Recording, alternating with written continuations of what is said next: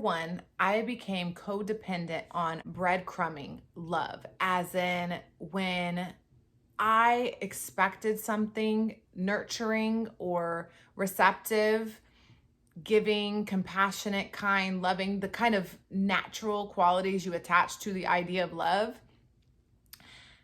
I knew that I would receive those things as long as I was good. If I behaved in a particular way, I would receive love. So I associated love as something that I had to earn, something that I had to be on good behavior in order to receive. If I acted outside of those boundaries, then I wouldn't receive love. So it taught my brain to not expect love unless I was on my best behavior. As a child, I felt deeply on many levels for humanity, for animals, for people.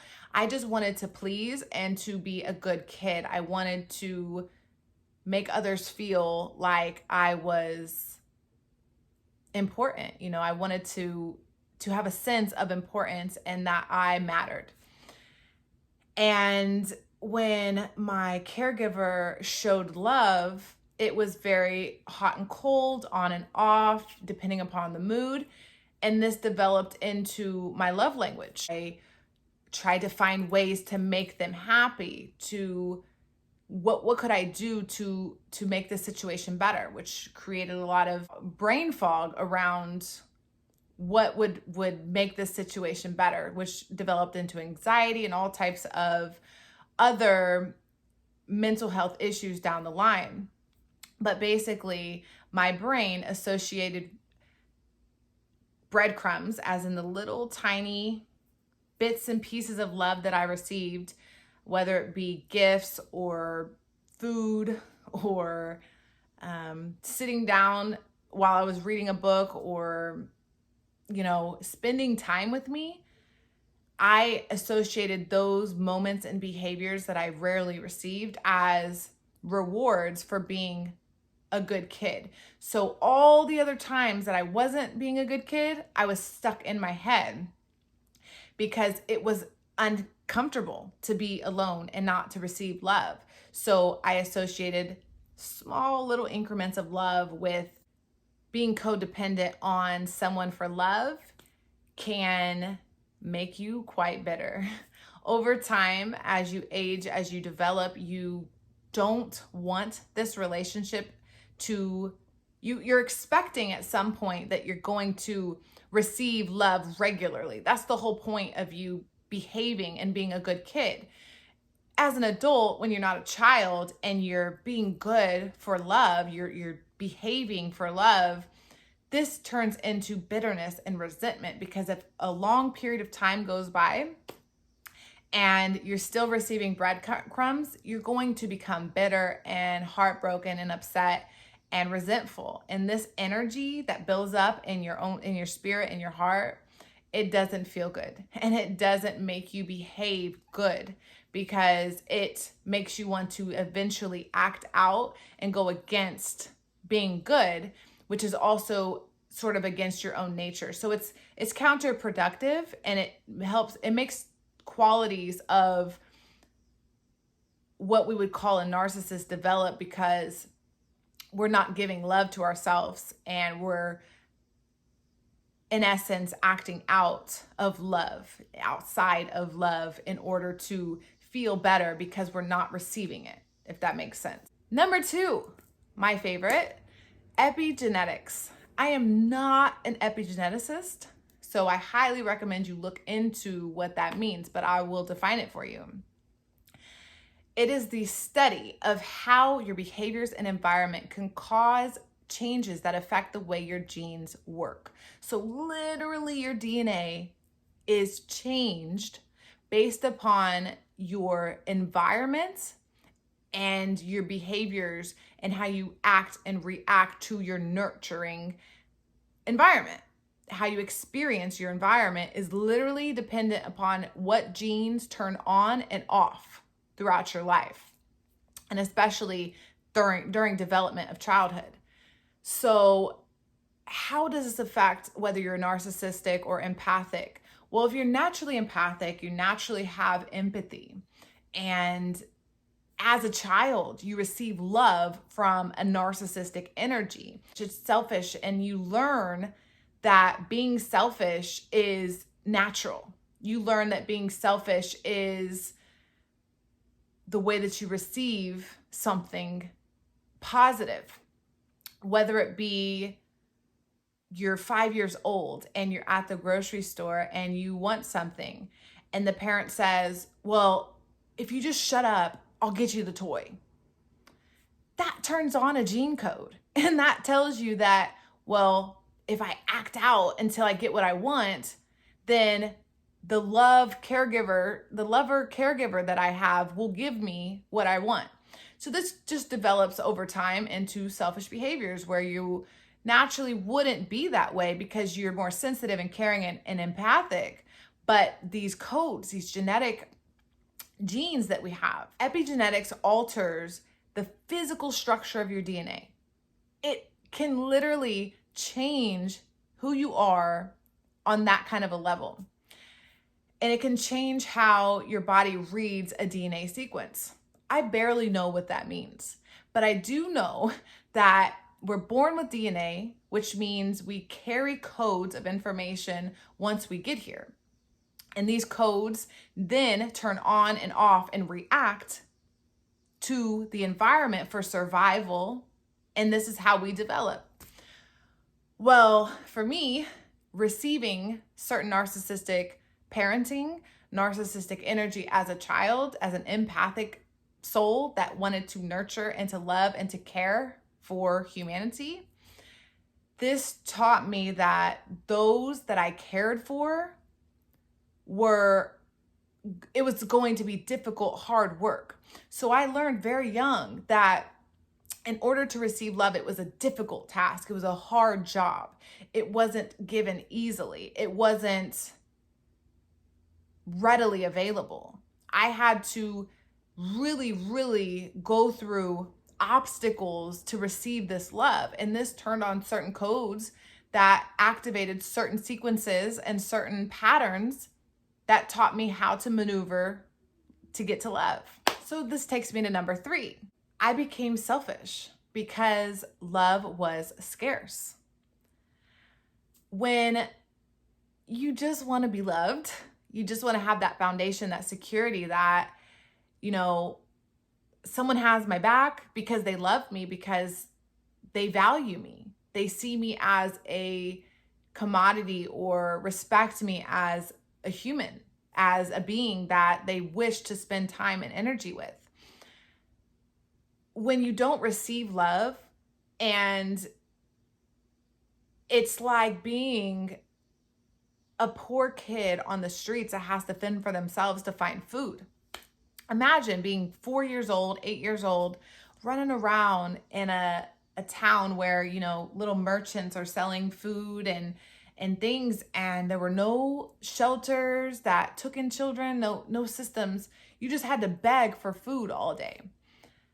Eventually, you're going to develop very adult-like behaviors that may seem inappropriate, like stealing or acting out or deceiving or manipulating to get love, like you would food. I'm hungry, I need to eat. What do I need to do? Do I need to put on a monkey show for you? Do I need to do the hula hoop? Do I need to, what do I need to do? A magic trick? Like, what do you need from me to give me love? Like, what do I need to provide?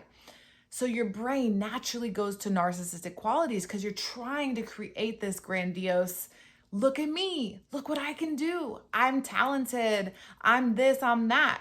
So over time, you step out of your empathic way of naturally just wanting to nurture and give, and you overcompensate to get something because you have to manipulate the situation rather than just naturally nurture it, naturally give and receive, fluidly. This was an attachment to being manipulative and being attached to manipulative energy. I was literally attached, energetically attached to love that did not reciprocate, or, ever so often I receive something from it. Number 4, the beauty and the beast syndrome. So when I was little, I was told that I was beautiful by strangers. Oh wow, you're so beautiful. You have such beautiful eyes. You're so beautiful. You're so beautiful. Being told you're beautiful over and over again is amazing. It's a compliment, and it's absolutely something to be grateful for. To be able to have beauty and to sit in that energy is amazing. How quickly that can turn into narcissistic when we have things like Beauty and the Beast. The beauty that loves the beast, no matter how cruel and how much it treats the beauty with disrespect, as long as she loves the ugly, the dirty, the grimy, scummy shit show, she'll receive the love that she seeks. He can throw her in a prison, the beast, and treat her like a slave. Like, you do this, you sit here, you do this for me, you do this, and then maybe I'll let you go do this. That kind of behavior becomes attractive because you're like, oh, well, as long as, he said I was beautiful, that one time a long time ago, maybe he'll tell me I'm beautiful again because I'm doing all of this. Maybe if I do, if I dress a certain way, or if I wear my hair a certain way, then eventually he'll tell me that I'm beautiful again, and I'll be of value, and I'll have worthiness, and I won't feel like I'm not important. My identity revolved around my beauty because this is what I defined myself as: a physical being walking around in a physical body to do physical things for others, to look ditzy and laugh and smile and be cute when prompted. This took me away from my intelligence, my spirituality, my empathic abilities to give to others, because I would focus that energy on one individual, one or a few individuals that showed me the type of love that I learned over time, which was not love. This was lack of. Number 5, narcissistic residue.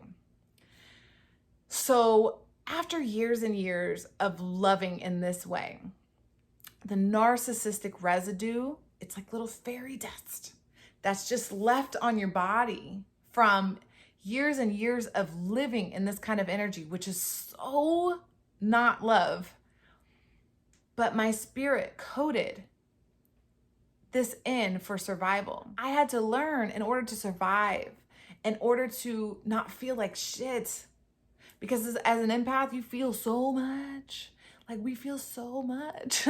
like it's so much energy naturally all the time. So imagine feeling hate and anger and jealousy and rage and all these other stressful energies. We just want it to be okay. We just want to fix. How can we help? How can we help the situation? What can we do? You have to learn. It's literally PTSD. CPTSD if you want. And this is where you're just like, you know what? I throw in the towel. You don't want my love. You don't want my nurturing. You don't want this. You're not going to tell me I'm beautiful. You're not going to tell me you appreciate me or value me for my services and what I give and how much I give. So you know what? I'm just going to start acting like you, because it literally rubs off on you. It literally, over time, years and years of this, I don't care how strong of an empath you think you are, because years and years and years of this, where you just really are like, if I just keep pushing, if I just try harder, if I just keep going, just a little bit more, eventually you throw in the towel. You're like, you know what? I'm going to start playing this game with you assholes, and I'm going to start being like you, because in order to survive, you have to become stronger. And boy, did this make me stronger. It made me learn who I am, where my power is, what authority I have over myself, and where to stand in this world. As empathic and caring and loving as I want to be, I've learned not to give it to people who don't deserve it. Not everyone deserves my energy. And I can't give all my energy to people. We can't share all of our love with the entire world and expect us to give love to ourselves. It's so important to realize that all of this can turn into self-hate. We have to have awareness of how much we're giving and how much we're receiving. Because if we're constantly giving and not receiving, this is not love. This is being used. This is being taken advantage of. This is being manipulated. And if you allow it for a long enough time, it rubs off on you. And as empathic as you are, you may turn narcissistic. I highly recommend you annihilate these before they even start. If you can see them coming, if you have any foresight that someone's using you, manipulating you, or treating you in a way that you do not deserve, don't second guess yourself. Don't give people so much benefit of the doubt. Don't give so much unless you're receiving an equal amount of effort in return. Giving and giving and giving does not mean eventually someone will also give to you. I've done it and it doesn't work. Give to yourself and find someone who matches that. Find people, find your tribe who will also reciprocate that type of energy because you deserve it. And if you're giving and loving and compassionate and kind, and that's all that you exist in, you will also attract that energy. But if you are manipulative, codependent, selfish, and driven by your ego, you're going to attract those energies. So sit with yourself, gain some awareness, self-reflect, go within, and find out. Are you an empath who is developing narcissistic qualities? And how can you rid yourself of them? Thank you so much for watching. I really, really appreciate you, and I'll see you again next time. Bye.